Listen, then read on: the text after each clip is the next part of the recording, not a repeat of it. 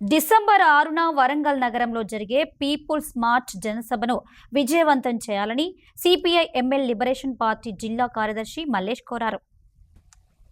చిట్యాల మండల కేంద్రంలో మంగళవారం సిపిఐ ఎంఎల్ లిబరేషన్ పార్టీ ఆధ్వర్యంలో డిసెంబర్ 6న జరిగే జనసభకు సంబంధించిన కరపత్రంను ఆ పార్టీ నాయకులు ఆవిష్కరించారు.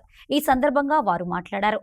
ఈ కార్యక్రమంలో సిపిఐ ఎంఎల్ లిబరేషన్ పార్టీ జిల్లా నాయకులు, మండల నాయకులు పాల్గొన్నారు.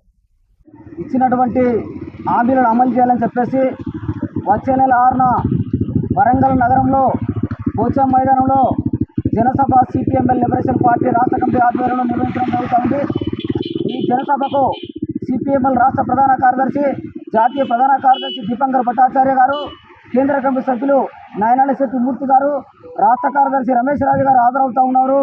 ఈ జనసభను విజయవంతం చేయాలని చెప్పేసి చిట్యాలలో ఈరోజు అమాలి కార్మికులతోటి అంబేద్కర్ సెంటర్లో కరపత్ర ఆవిష్కరణ చేయడం జరిగింది. ఈ సందర్భంగా జన సమీకరణ ఈ భూపాలపల్లి జిల్లా నుంచి అన్ని వర్గాల ప్రజలు ఈ జనసభలో పాల్గొని ఈ జనసభను విజయవంతం చేయాలని చెప్పేసి సిపిఎంఎల్ లిబరేషన్ పార్టీ జిల్లా కమిటీ విజ్ఞప్తి చేస్తా ఉన్నాం. రాష్ట్ర ప్రభుత్వం ఏదైతే హామీలు ఇచ్చిందో ఆ హామీలు అమలు చేయడంలో పూర్తి స్థాయిలో విఫలమైపోయింది. గత ప్రభుత్వ విధానాలనే ఈ ప్రభుత్వం కూడా అమలు పరుస్తూ ఉంది. ఎందుకంటే ఈ రాష్ట్రంలో గిరిజనుల సమస్య నెరవేరలేదు, అట్లాగే ఉద్యోగుల సమస్య నెరవేరలేదు, నిరుద్యోగుల సమస్య నెరవేరలేదు, సంఘటిత అసంఘటితంగా రంగంలో పనిచేస్తున్నటువంటి కార్మికులు సమస్యలు పరిష్కరించడం విఫలమైంది, మూడు భూముల సమస్య విఫలమైంది.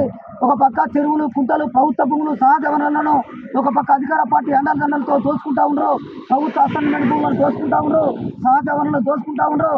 గత ప్రభుత్వం ఏదైతే చేసిందో ఆ అక్రమాలను ఈ ప్రభుత్వం చేస్తూ ఉంది. మార్పు ఏమాత్రం కనబడతలేదు. కాబట్టి ఈ విధానాల వ్యతిరేకంగా అలాగే కేంద్ర ప్రభుత్వము ఈరోజు ఈ దేశంలో ఫాసిస్ట్ విధానాన్ని అమలుపరుస్తూ ఉంది. ఈ దేశంలో ఉన్నటువంటి మతపరంగా మతాలను, కులాలను విడగొట్టి వీధించి పాలించి జమీ ఎన్నికలు తీసుకొచ్చి ఈ దేశాన్ని నేనే పరిపాలిస్తా, ఈ దేశంలో ఒకే మతం ఒకే కులం ఉండాలని చెప్పేసి చూస్తూ ఉంది. అందుకనే కేంద్ర రాష్ట్ర ప్రభుత్వాలకు వ్యతిరేకంగా జరుగుతున్నటువంటి జనసభను విజయవంతం చేయాలని చెప్పేసి ఈ సందర్భంగా విజ్ఞప్తి చేస్తూ ఉన్నాం.